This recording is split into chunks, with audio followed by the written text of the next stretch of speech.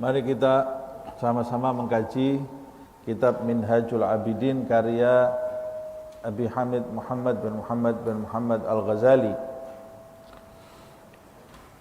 Bismillahirrahmanirrahim. Alhamdulillahirabbil alamin. Allahumma salli wa sallim ala sayyidina Muhammad wa ala ali sayyidina Muhammad. Nawaina ta'allum wa ta'lim wa tadhakkur wa tadhkir wa naf'a wal intifa' wal ifadah wal istifadah wal hath ala tamassuk bi kitabillah wa sunnati rasulih wa du'a ila al huda wa dalalah ala al khair ibtigha'a wajhillah wa mardatih wa qurbih wa thawabih subhanahu wa ta'ala. Kita sampai di halaman 158 ya.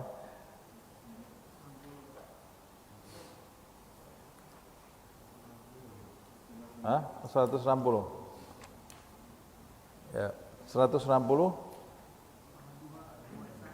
Wathani. Ya.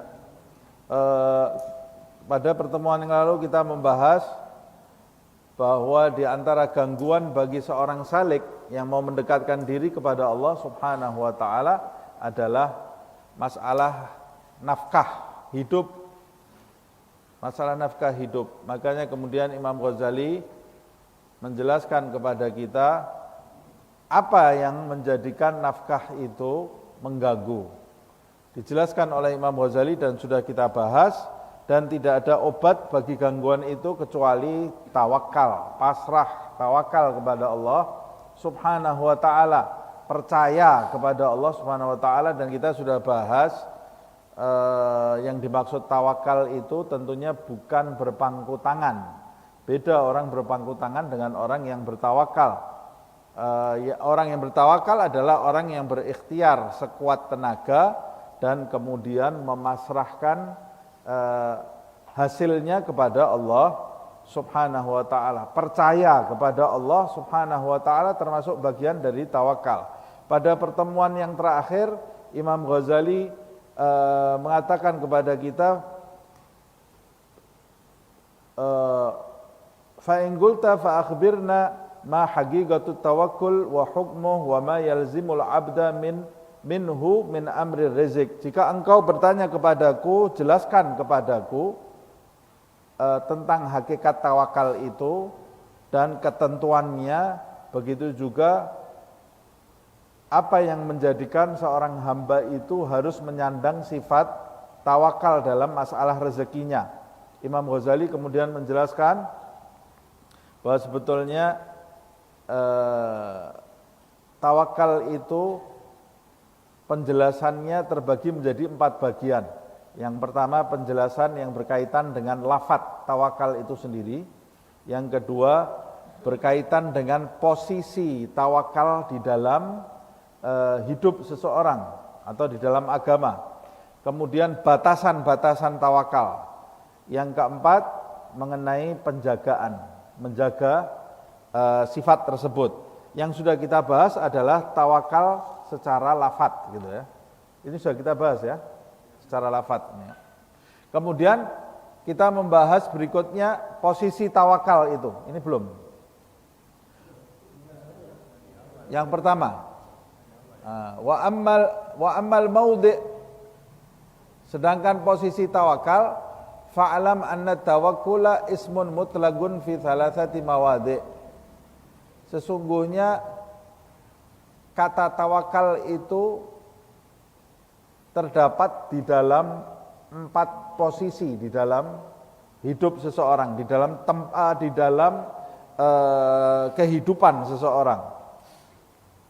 Yang pertama, fi maudhi'il gismah, di dalam posisi pembagian gismah. Allah Subhanahu wa taala itu membagikan pemberiannya kepada seluruh makhluk Allah Subhanahu wa taala. Seluruh makhluk Allah itu mendapat bagian dari Allah Subhanahu wa taala sesuai dengan kadar masing-masing yang sudah ditentukan oleh Allah Subhanahu wa taala. Semuanya tidak ada yang lepas dari pemberian Allah Subhanahu wa taala. Nah, tawakal ini ada dalam posisi pemberian ini. Seseorang itu harus bertawakal kepada Allah Subhanahu wa taala bahwa Allah itu membagikan pemberiannya kepada seluruh makhluk dengan kadar yang telah ditentukan oleh Allah Subhanahu wa taala di setiap makhluk. Makanya dia mengatakan dalam posisi pembagian ini, apa posisi takwa, apa posisi tawakal dalam pembagian pemberian Allah kepada makhluknya. Beliau mengatakan wa huwa ats-thiqatu billahi ta'ala.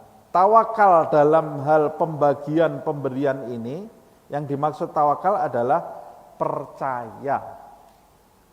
Thiqah itu percaya kepada Allah Subhanahu wa taala bahwa dia Allah la yafutuka ma ghasamalak.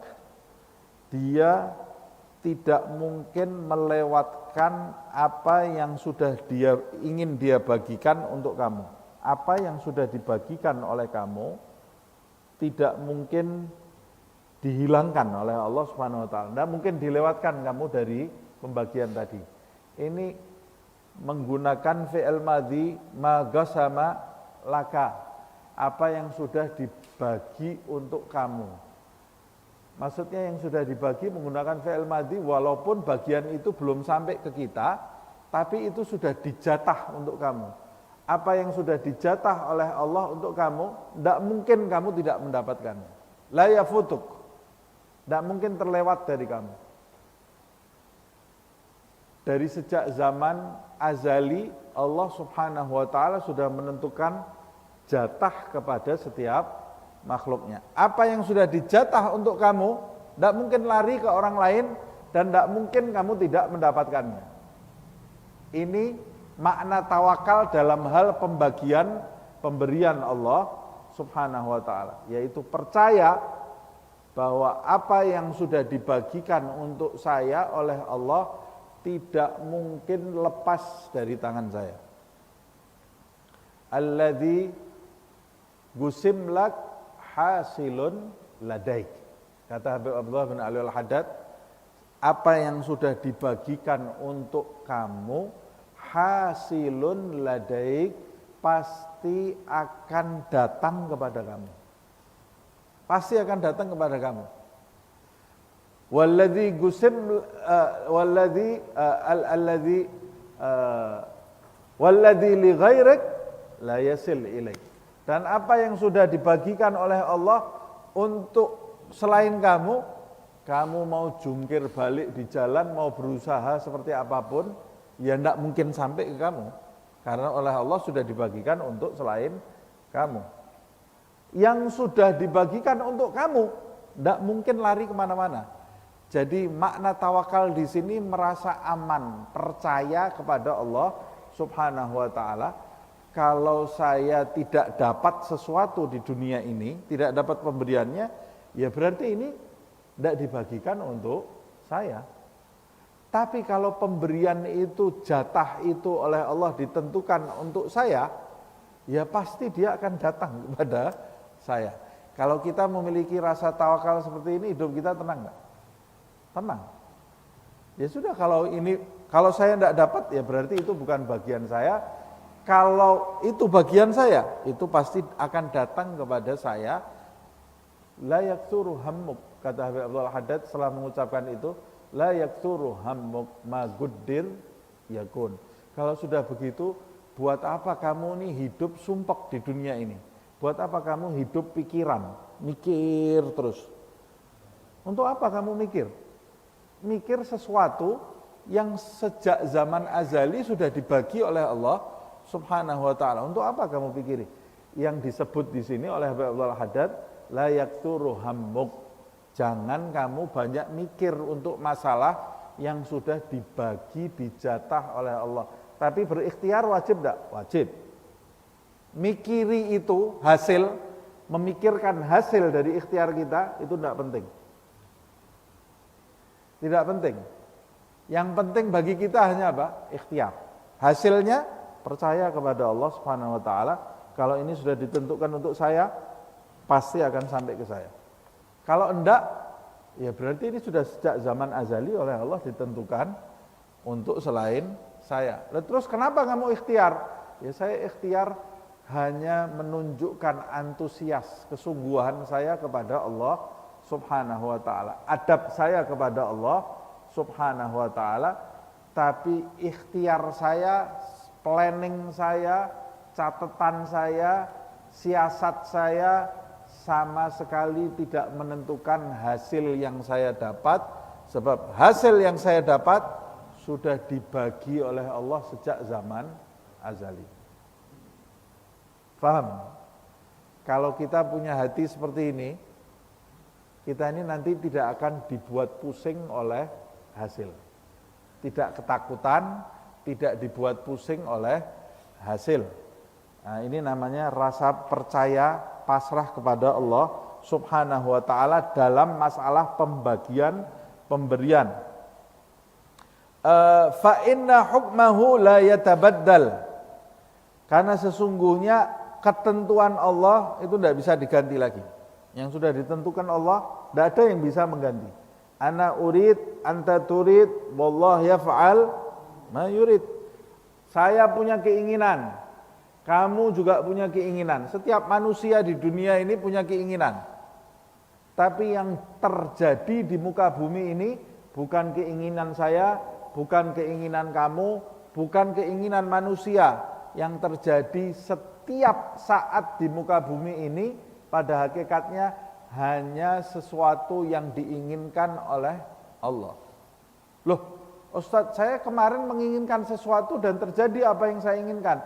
Ya berarti apa yang kamu inginkan itu juga diinginkan oleh Allah.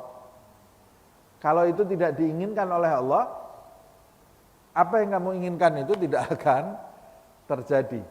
Jika ada sesuatu yang kita inginkan terjadi, berarti apa yang kita inginkan itu juga diinginkan oleh Allah, juga dikehendaki oleh Allah Subhanahu wa ta'ala. Wa hadza wajibun bis-sam'i. Ini hal seperti ini, keyakinan seperti ini wajibun, wajib bagi seseorang bis-sam'i, dengan pendengaran, maksudnya bis-sam'i di sini terdapat di dalam Al-Qur'an gitu ya. Bil Qur'an.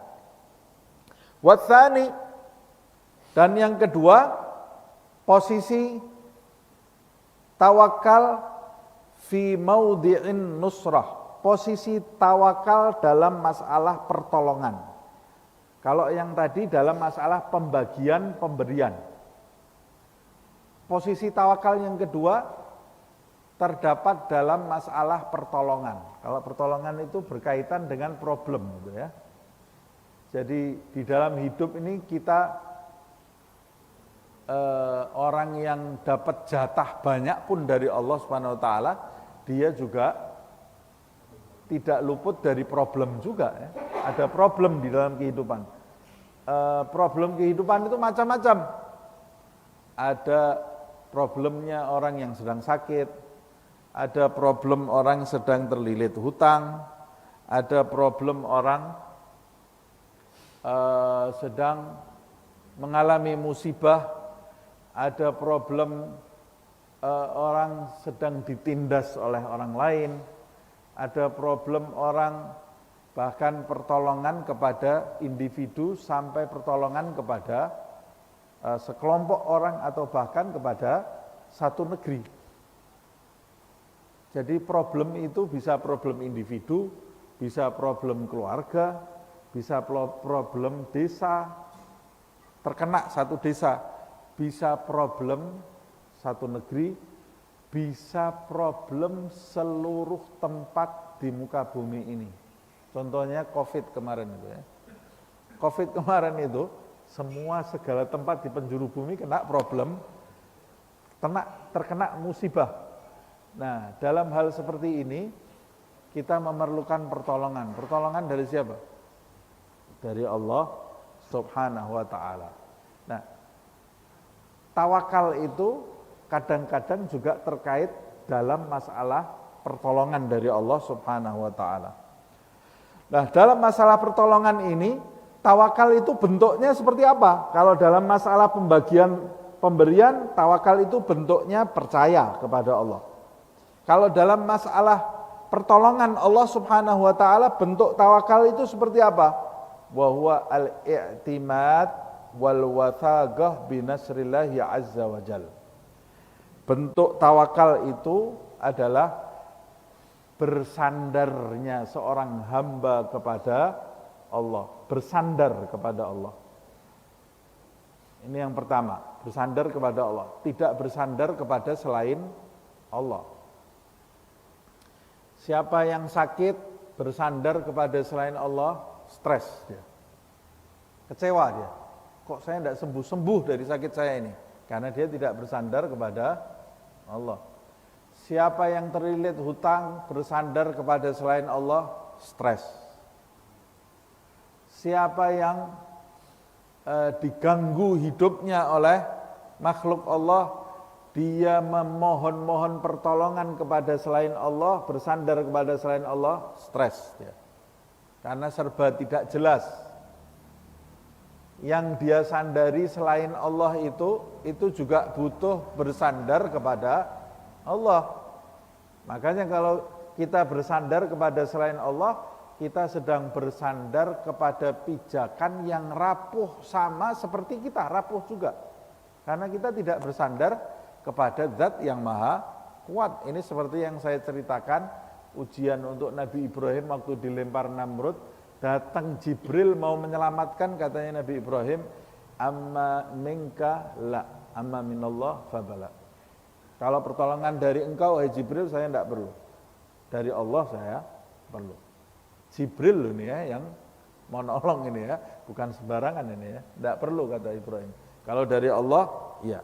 Qad kafani ilmu rabbi min su'ali wa ikhtiyari fa du'ai wa ibtihali syahidun li biftiqari. Percaya, iftiqar kepada Allah Subhanahu wa taala. Kenapa kita harus berdoa? Kalau Allah sudah tahu permasalahan kita harus bersandar kepada Allah wal wathaqah, dan kita komit percaya kepada Allah Subhanahu wa taala. Kenapa kok kita ini harus berdoa? Fa du'ai wabtihali syahidun li biftiqari. Doa dan permohonanku pada saat aku terlilit masalah di dalam hidup ini hanya bukti kefakiranku kepada Allah Subhanahu wa taala. Kalau saja aku tidak memohon kepada Allah, pada saat aku dalam kondisi darurat, aku tidak memohon kepada Allah, Allah tahu enggak kondisi aku? Tahu. Dan Allah sayang kepada aku enggak? Sayang. Allah ini sayang kepada hambanya. Allah ini zat yang maha sayang, maha cinta kepada hambanya. Allah dermawan enggak? Dermawan.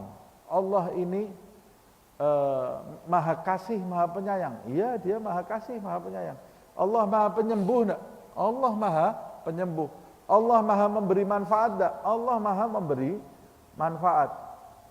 Terus apa yang menjadikan saya ini ragu terhadap pertolongan Allah Subhanahu wa taala?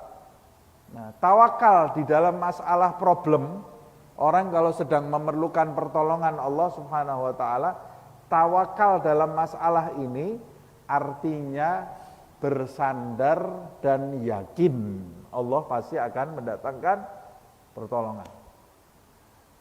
Berarti orang yang tawakal dalam problem hidup itu, satu, dia tidak bersandar kepada selain Allah.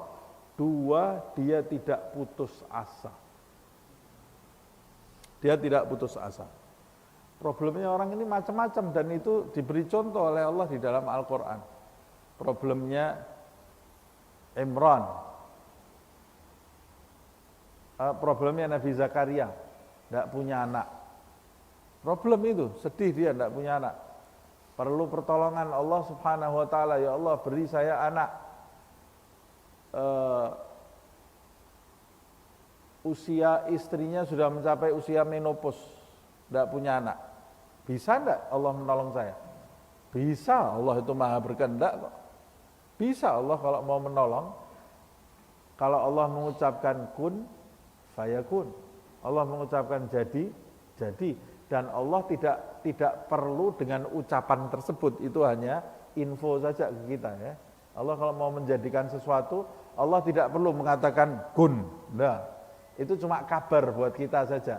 Kalau Allah mau, maka apa yang dimaui Allah itu pasti akan terjadi. Nabi Zakaria, akhirnya dia masuk ke kamarnya Maryam, Maryam dia lihat ada buah-buahan, hunalika da'a Zakaria rabbah. Lalu Nabi Zakaria itu berdoa di saat itu disebutkan di dalam tafsir, Nabi Zakaria tidak kemudian berdoa angkat tangan 3 hari kemudian diberi anak oleh Allah. Tapi Nabi Zakaria setelah peristiwa Maryam itu yang disebut di dalam Al-Quran, setelah itu Nabi Zakaria itu termotivasi untuk memohon kepada Allah untuk diberi anak, baru dikabulkan. Dalam tafsir disebutkan 11 tahun. 11 tahun. Kita bisa enggak punya rasa percaya seperti itu kepada Allah SWT? Baru seminggu aja doa belum datang pertolongannya langsung ditinggal ya. Tinggal kayaknya kok ini enggak mujarab ini ya. Doa ini bersandar kepada Allah. Terus jalan pergi ke dukun. Pergi merengek ke tempat-tempat yang lemah semua, yang kita datangi itu enggak punya pengetahuan apa-apa. Enggak punya pengetahuan apa-apa. Nah, setan masuk dari situ. Ayo, kamu lebih percaya Allah apa percaya setan? Padahal Allah Subhanahu wa taala itu yang maha kuat, Allah yang maha pandai, maha mengetahui segala sesuatu. Nah, dalam posisi ini tawakal itu bersandar dan yakin. Binasrillahi azza wa jalla laka. Yakin dan bersandar bahwa pertolongan Allah itu pasti datang kepada kamu. Yakin. Nabi Musa itu loh, dikejar Fir'aun di belakang, depannya laut. Ma'i Rabbi sayahdin. Tidak mungkin celaka aku. Allah pasti akan nolong aku. Tapi ini pakai syarat, idza nasartahu wajahatta. Kalau kamu bersungguh-sungguh dan kalau kamu menolong Allah. Bagaimana saya menolong Allah? Kalau saya menolong Allah, Allah menolong saya. Maksudnya kalau kamu itu ingatnya sama Allah. Kamu yakin kepada Allah.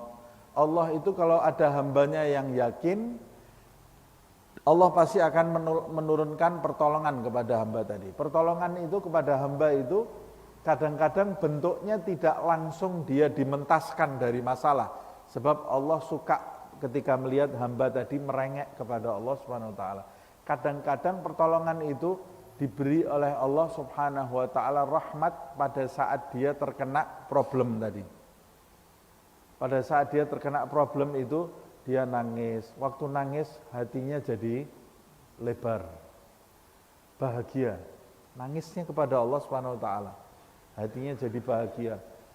Pada saat itu kadang-kadang Allah memberikan pertolongan berupa kepercayaan kepada Allah Subhanahu wa taala, ketika dia memang mengembalikan masalah kepada Allah.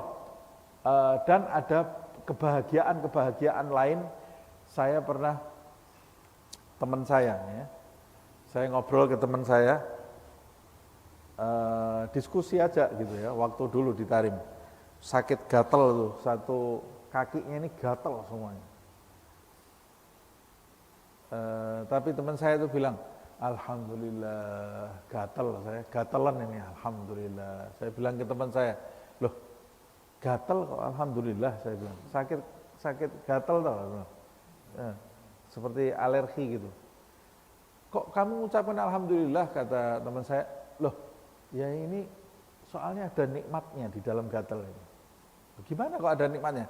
Ya waktu kita garuk-garuk itu ada nikmatnya, kata dia. Coba kalau orang gatel itu terus digaruk-garuk gitu kan, digaruk, ada enaknya enggak itu? Itu enaknya dari siapa? Dari Allah. Sebetulnya itu kiasan teman saya aja, bahwa di dalam musibah itu ada kenikmatan bagi orang yang bersandar kepada Allah. Tapi kalau orang yang menggerutu, diberi nikmat aja jadi tidak nikmat. Dikasih kenikmatan oleh Allah, wah adanya cuma tempe, kerupuknya enggak ada. Nikmat jadi enggak nikmat, menggerutu dia. Menggerutu, enggak ada pertolongan dari Allah Subhanahu wa taala. Tapi kalau orang yang menyandarkan diri kepada Allah Subhanahu wa taala, nanti Allah akan menyusupkan kebahagiaan di dalam deritanya itu. Yang orang lain ketika melihat akan merasa mustaghrab. Ini gila nih, ada orang dijajah, rumahnya dihancurkan, diluluh lantakan kampungnya, kok di video dia bisa ketawa.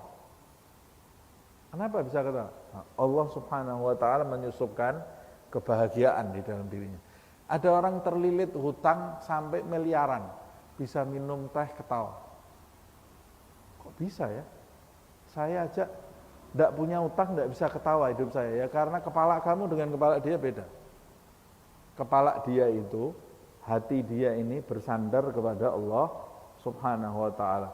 Kamu tidak pernah bersandar, tidak pernah percaya kepada Allah, sehingga setiap saat kamu akan mengalami kekhawatiran, rasa takut di dalam hidupmu. Nah, tapi pertolongan Allah ini turun ketika kita menolong syariat Allah, bersungguh-sungguh mendekat kepada Allah. Kalau kena ujian, buka sejadah, nangis, minta kepada Allah, bersandar kepada Allah.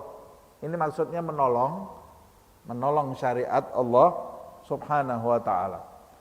Kalau Allah taala, Allah berfirman, fa idza azamta fatawakkal 'ala Allah. Kalau kamu sudah memiliki azam, keinginan yang kuat, bertawakallah kamu kepada Allah. Apa maksud bertawakallah kepada Allah di sini? Kamu kalau sudah punya keinginan yang kuat, ini kalau ayat ini turunkan masalah perang. Kalau kamu sudah punya kesepakatan bahwa kamu harus melakukan ini, setelah itu kamu kan mengharapkan pertolongan kepada Allah. Nah, setelah kamu bersepakat, berkomit mau melakukan suatu perbuatan, maka setelah itu bersandarlah kepada Allah Subhanahu wa taala. Setelah kamu komit tadi, bersandar kamu kepada Allah, kembalikan segala masalah itu kepada Allah Subhanahu wa taala. Kalau tidak kita kembalikan kepada Allah, sudah siap pakai baju perang, mikir macam-macam nanti. Ini nanti kalau strategi saya berubah gimana nih ya? Kalau musuh ternyata saya ke sini, musuh datangnya dari samping gimana? Kalau ternyata pedang saya gunakan patah gimana? Kalau gini gimana? Kalau gini gimana? Enggak jadi perang kamu. Selimutan kamu masuk ke dalam rumah. Ini terjadi Nabi Muhammad SAW pada waktu perang Badar. Perang Uhud ya. Pada waktu perang Uhud ya. Rasulullah SAW menginginkan untuk bertahan di kota Madinah saja, tidak keluar. Sebelum perang Uhud itu musyawarah dengan sahabat Rasulullah. Rasul punya keinginan agar beliau dan para sahabatnya tidak usah keluar berperang, tapi bertahan saja di dalam kota Madinah. Karena mereka tahu orang-orang kafir Quraisy waktu itu dendam yang luar biasa, marah yang luar biasa, sebab pada waktu perang Badar banyak pembesar-pembesar mereka yang gugur, yang mati. Dan pada waktu perang Badar itu kalah. Nah, mereka merasa marah kepada Rasulullah dan orang-orang Islam di masa itu, mereka mau menyerang balik ke Rasulullah. Dengar kabarnya Rasulullah SAW rapat dengan sahabat. Kata Nabi dengan beberapa sahabat yang tua seumur dengan Nabi, waktu itu sepakat bertahan saja di kota Madinah kita, tidak usah keluar dari kota Madinah. Tapi sahabat-sahabat yang berdarah muda, yang masih muda-muda dia, ya Rasulullah kita keluar, kita serbu, apalagi mereka tidak ikut perang Badar bersama Nabi, mereka ingin mengulang perang lagi bersama Rasulullah SAW. Akhirnya terjadi beda pendapat antara Nabi dengan sahabat yang muda, tapi jumlah yang berpendapat keluar itu lebih banyak. Jumlah yang sepakat dengan Nabi sedikit. Lihat ini, Nabi ini tidak otoriter orangnya. Akhirnya Nabi memutuskan, ya sudah kita keluar. Bubar dari rapat itu, selesai rapat, mereka semua pulang ke rumahnya masing-masing mau bersiap-siap. Meninggalkan Madinah mau perang. Di perjalanan pulang itu, sahabat yang muda ini ditegur oleh sahabat-sahabat yang tua. Berani-beraninya kamu berbeda pendapat dengan Rasulullah SAW. Ini benar enggak? Jangan-jangan yang kamu inginkan itu enggak baik, yang diinginkan Rasul itu yang baik. Akhirnya kebingungan mereka semua. Setelah mereka pulang ke rumah itu, mereka berbondong-bondong datang ke rumah Rasulullah SAW. Diketuk pintu rumahnya, keluar Nabi Muhammad SAW sudah mengenakan pakaian perang. Pakaian perang sudah dikenakan oleh Rasulullah SAW. Pedangnya sudah dibawa oleh Nabi. Kata mereka, ya Rasulullah, kalau kamu menghendaki kita bertahan di Madinah, kita bertahan aja di Madinah. Tidak usah keluar, tidak ada masalah. Kata sahabat yang muda itu, kami minta maaf ya Rasulullah, kok kami ini beda pendapat denganmu. Kata Rasulullah SAW, seorang Nabi jika sudah mengenakan pakaian perangnya, dia tidak boleh melepaskan lagi. Fa'idha azamta fatawakkal 'ala Allah. Kata Rasulullah, kalau kamu sudah komit melakukan sesuatu, rapat, sudah bulat keputusannya, selesai rapat jangan kalau gini, kalau gitu, enggak. Itu sudah dirapatkan dengan benar kan? Ya, ada pemimpinnya kan? Ya, setelah rapat jalani. Loh, nanti kalau di luar di kemudian hari terjadi hal yang tidak kita inginkan, intinya dengan panah jatuh pingsan Nabi Muhammad SAW. Itu yang terbaik. Itu yang terbaik untuk Nabi Muhammad, itu yang terbaik untuk para sahabat dipandang dari kacamata hakikat. Kalau kita melihatnya hanya penglihatan secara kasat mata, ya itu tidak menyenangkan sakit itu. Tapi kalau kita mau mengambil hikmah yang besar di balik perang Uhud itu sangat banyak sekali. Sangat banyak sekali. Dan setelah perang Uhud itu datang pertolongan Allah Subhanahu wa taala. Jadi kadang-kadang pertolongan itu kalau mau datang harus ada musibahnya sedikit ya.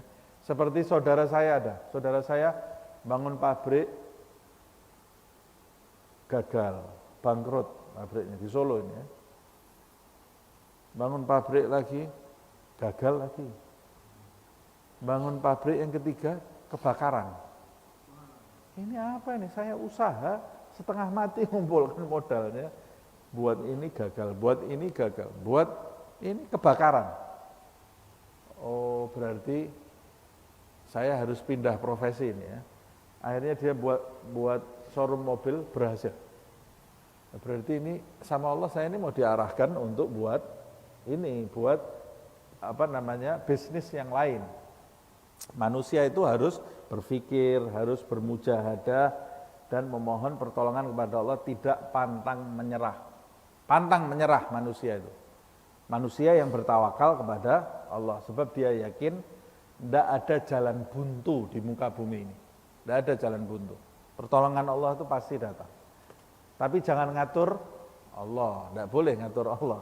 Ini namanya bersandar, itu bukan ngatur, namanya bersandar ya. Biar Allah yang ngatur jalannya sendiri. Nah, kadang-kadang jalan Allah itu caranya tidak kita pahami. Karena Allah itu paling suka memberi surprise kepada hambanya.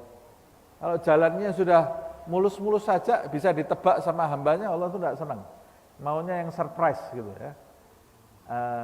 Ada kadonya di situ.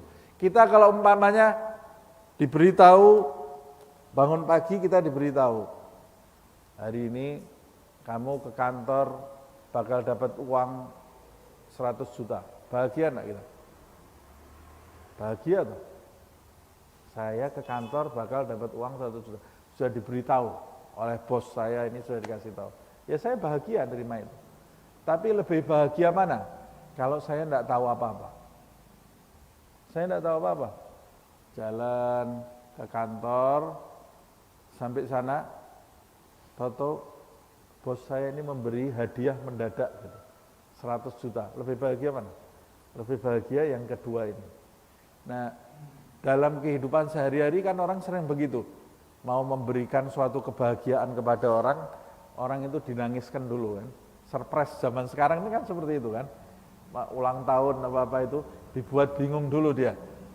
Hari ini gini, dia dibuat agak sedih, bingung, habis itu tahu-tahu ada kebahagiaan.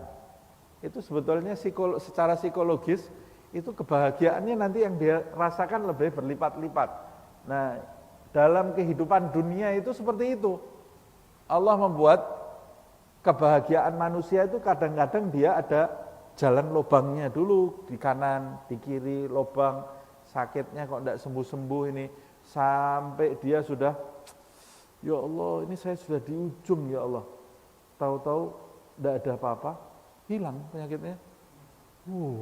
Dia, Alhamdulillah. Kalau kamu tidak pernah merasakan sakit, kamu tidak akan tahu rasanya sembuh. Rasanya sehat, kamu tidak tahu.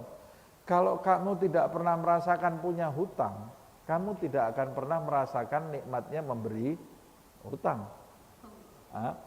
Kamu harus tahu dulu rasanya hutang itu seperti apa. Nah, itu cara Allah Subhanahu wa taala membahagiakan hambanya di dunia seperti itu. Kemudian intan surullaha yansurkum, dalam ayat yang lain, kalau kamu menolong Allah maka Allah akan menolong kamu. Wa qala liqaumin yu'minun, maksudnya pertolongan Allah Subhanahu wa taala itu untuk hamba-hambanya yang beriman, maksudnya yang yakin bersandar kepada Allah Subhanahu wa taala.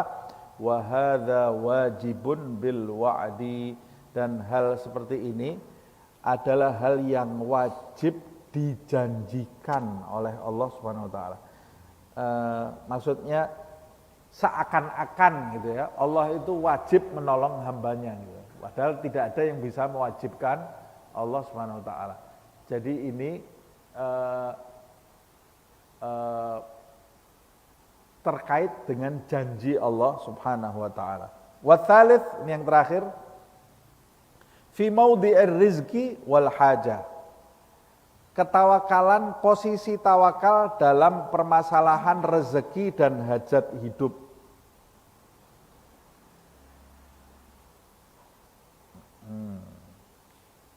Kalau yang pertama tadi masalah pembagian itu ya, pembagian sejak zaman azali. Ini masalah rezeki, makan, nyambung hidup ini, hajat. Kalau pembagian berarti lebih luas ini ya.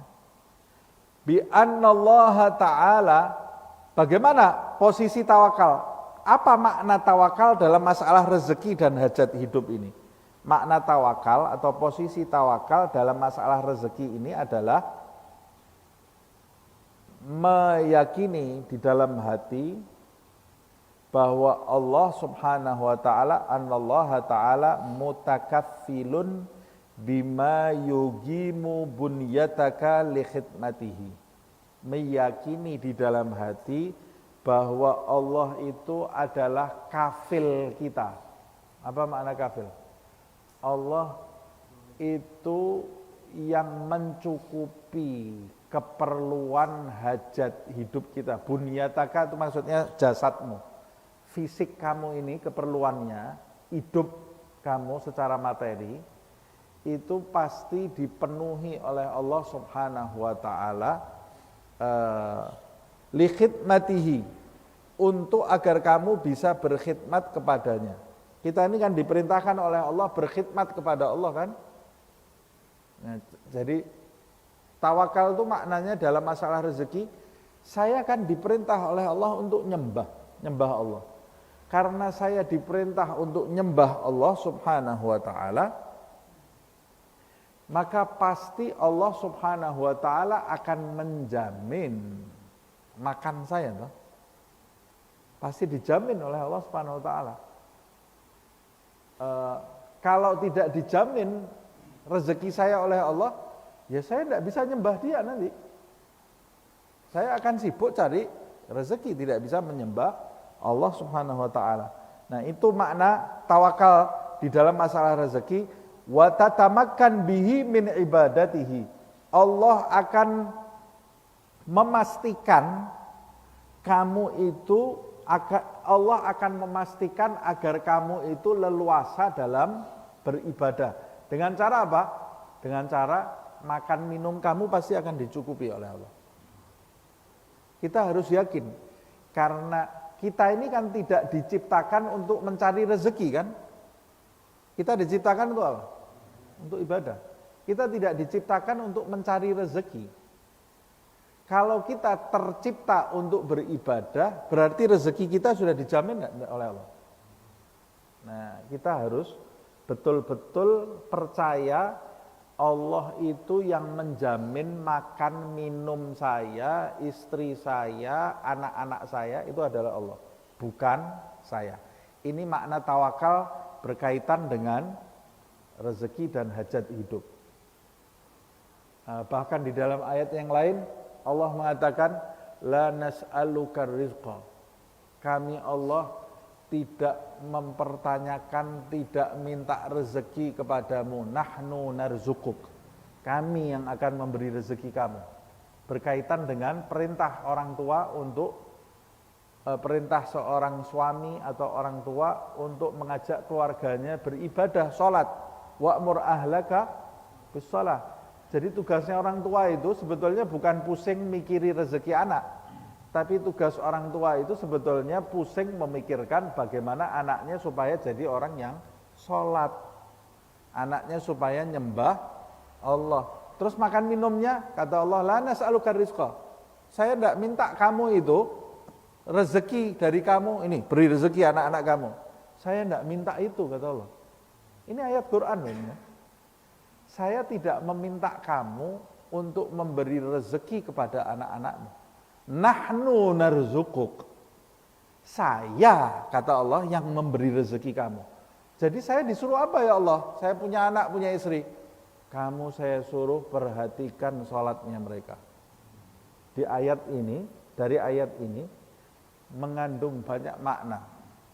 Makna yang pertama, sholat itu lebih penting dari makan. Makan penting enggak? Penting. Kalau enggak ada makan ya saya enggak hidup, anak saya enggak hidup. Tapi sholat itu lebih penting dari kamu memperhatikan makan anak kamu sama kamu memperhatikan sholat anak kamu, kadarnya lebih besar mana? Ini makna yang pertama. Makna yang kedua, orang yang memperhatikan sholat, maksudnya agama anaknya, keluarganya, rezekinya bakal makmur. Bakal dijamin oleh Allah Subhanahu wa ta'ala. Artinya bukan kemudian, ya sudah mulai besok saya tidak usah kerja saja, saya perhatikan sholat anak saya. Enggak, tapi Allah mau kita menitik beratkan, mendidik anak-anak kita. Kalau rezeki katanya tidak diminta, berarti kita tidak wajib cari rezeki. Wajib kamu cari rezeki.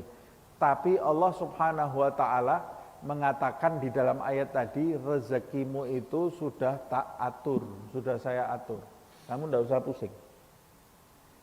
Jadi yang memberikan rezeki kepada istri anak-anak kita itu sebetulnya bukan kita, tapi rezeki itu sudah ada, kita cuma disuruh ngambil oleh Allah. Kita ini kurir saja, melalui pekerjaan-pekerjaan kita. Nah, dalam ayat Al-Quran disebutkan dzalika qauluhu ta'ala, Allah Subhanahu wa taala berfirman, "Wa may yatawakkal 'alallah fahuwa hasbuh." Siapa yang bertawakal kepada Allah, maka dia cukup bagi orang yang bertawakal tadi. Makna tawakal di sini apa? Makna tawakal ini percaya bahwa Allah sudah menjamin rezekinya. Wa qala as-sadiqul amin, telah bersabda manusia yang jujur dan terpercaya sallallahu alaihi wasallam, Nabi Muhammad sallallahu alaihi wasallam. Beliau bersabda, "Lau tawakkaltum ala Allah haqqa tawakkulihi."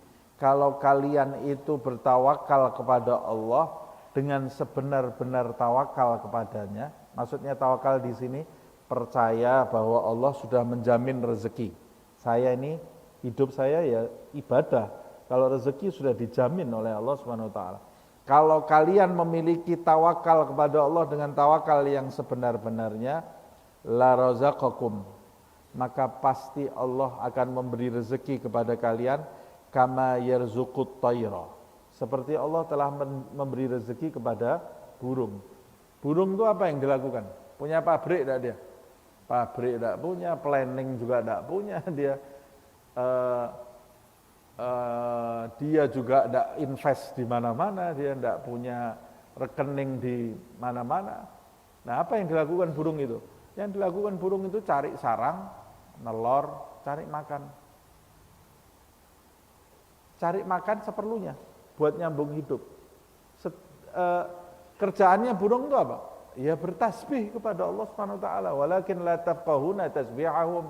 Tapi kamu tidak tahu tasbihnya burung itu seperti apa.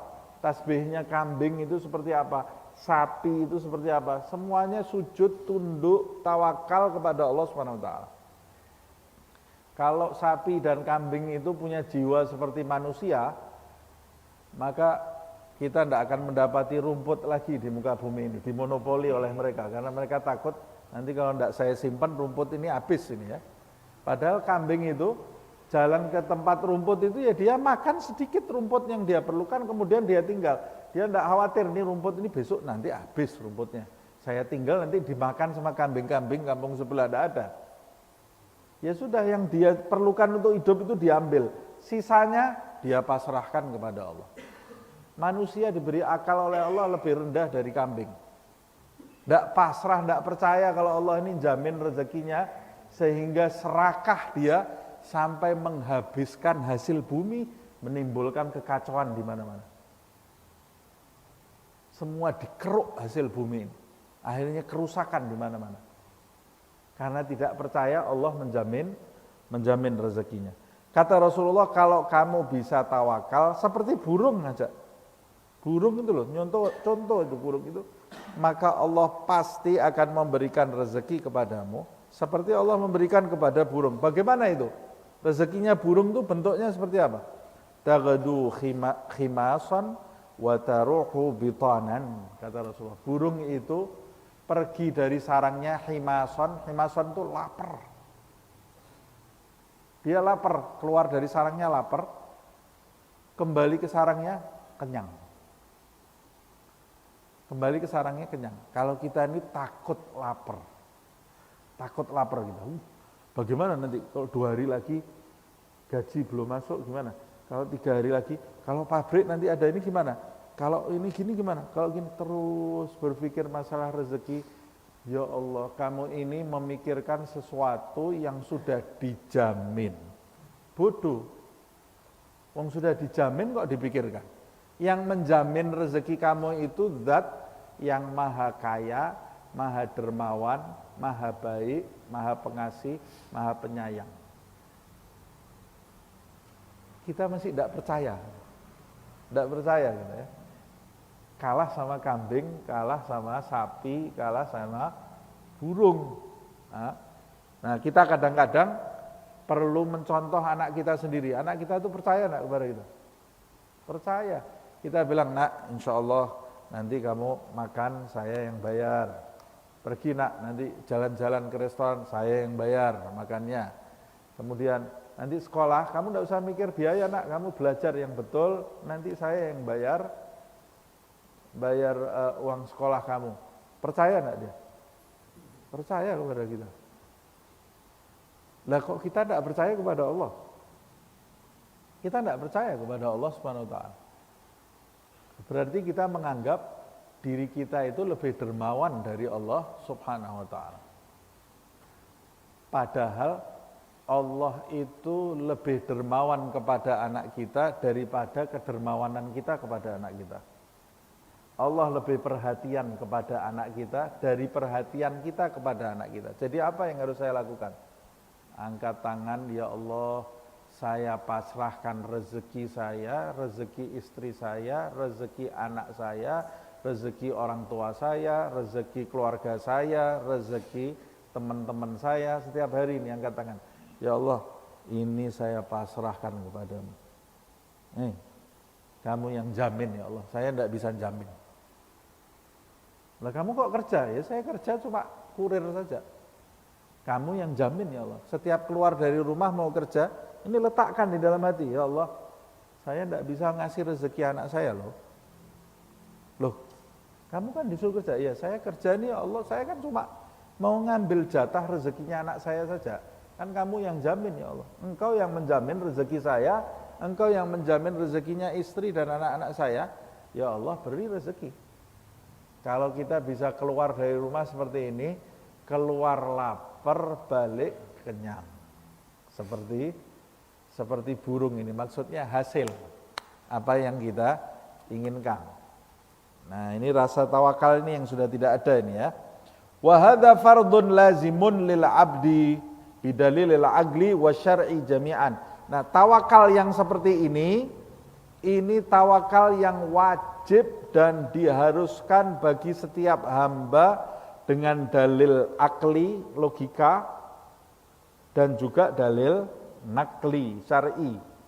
Secara ayat Al-Quran, secara hadis dan secara logika, seorang hamba itu memang harus benar-benar yakin, percaya yang menjamin rezeki dia adalah Allah.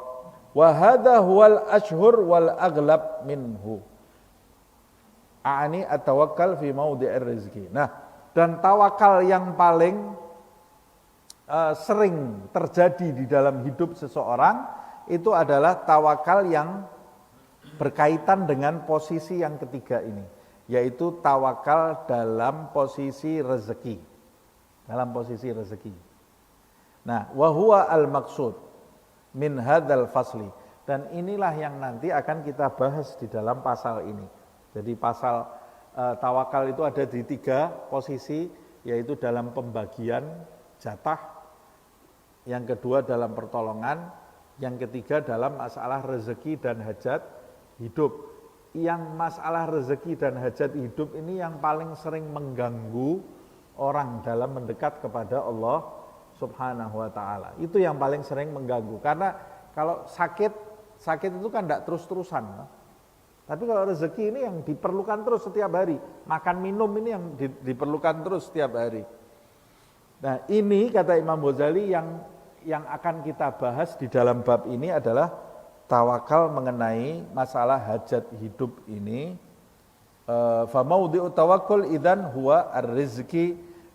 Kalau begitu dalam masalah ini posisi tawakal itu yang dimaksud tawakal dalam masalah rezeki wa huwa rizqul madmun. Yang dimaksud adalah rezeki yang telah dijamin fi magalal ulama billahi ta'ala.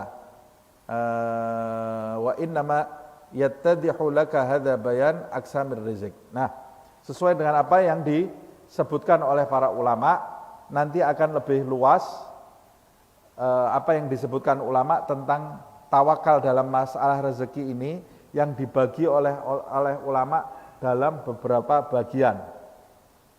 Nah, ini terakhir ini penutup. Fa'alam anna rizqa arba'atu aqsam. Ulama itu membagi rezeki itu 4 hal. Rezeki itu ada 4. Ini nanti yang akan kita bahas selanjutnya. Yang pertama madmun, yang kedua maqsum, yang ketiga mamluk, yang keempat mau'ud. Rezeki itu ada 4. Rezeki yang sudah dijamin, rezeki yang dibagi, sudah dibagi. Ketiga, rezeki yang dimiliki. Keempat, rezeki yang dijanjikan. Nah, apa itu rezeki-rezeki ini? Nah, insya Allah kita lanjutkan di pertemuan yang akan datang. Wallahu a'lam bishawab.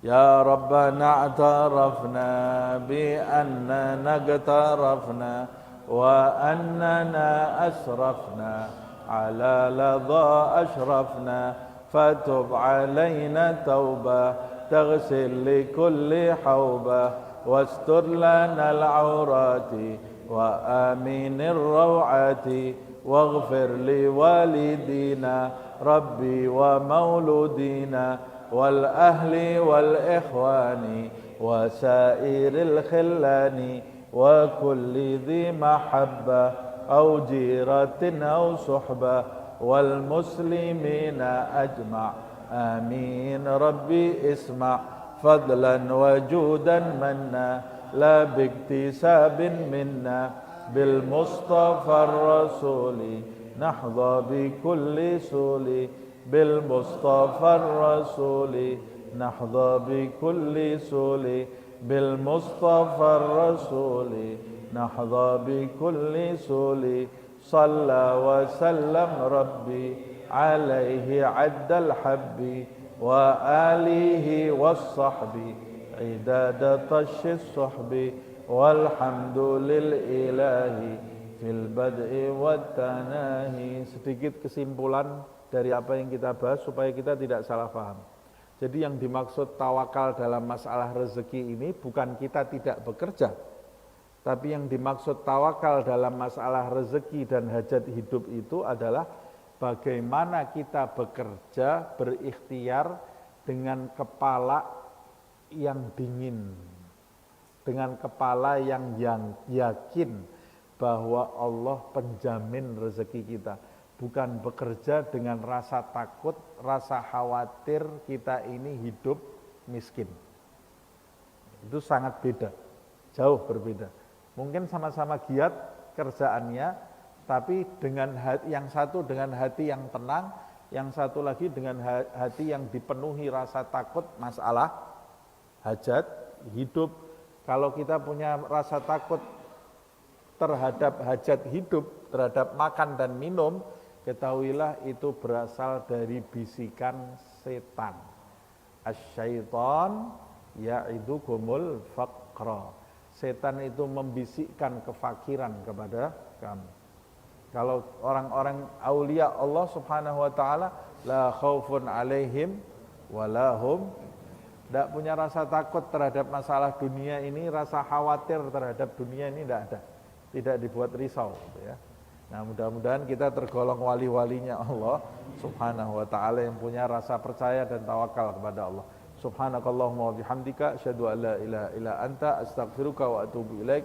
Subhana rabbika rabbil izzati amma yasifun wa salamun alal mursalin walhamdulillahi rabbil alamin wal afu minkum.